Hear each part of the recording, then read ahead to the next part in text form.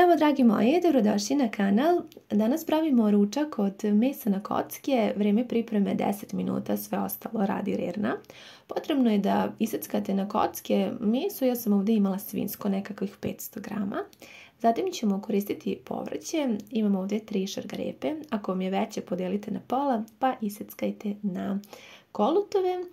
Zatim imam jednu malu glavicu crnog luka, iseckat ću ga na dosta sitno i ovdje imam jedan veći praziluk pa ću ga podijeliti na 4 dela i iseckati na nešto sitnije, dodajemo i njega unutra.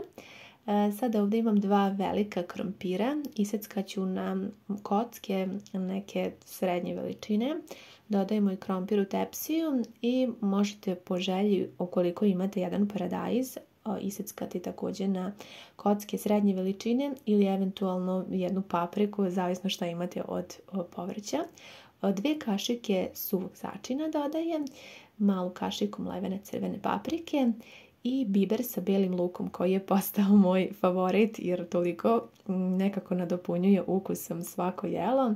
Od začina sam dodala još malo suvog peršuna i bosiljka, to je bio moj izbor za ovaj ručak. Potrebno je da sve dobro promešamo, da se svi začini lijepo prožmu kroz povrće i meso. I sada pravimo preliv, sok od jednog limuna, 60 ml ulja, 200 ml vode i paradajz pire, jednu veliku punu kašiku dodajem unutra i sada ćemo to sve da promešamo, zato i nisam dodavala mnogo suvog začina jer u ovom pireu ima jako puno začina i jako je ukusan. Sipam ovaj predivan preliv odgore koji će toliko da omekša meso i da da predivan ukus ovom ručku. Sad ćemo lijepo da promešamo i da odnesemo u jako zagrejanu Rirnu na pečenje na 200 stepeni. Vrijeme pečenja u mojoj Rirni je bilo tačno 1 sat i 10 minuta.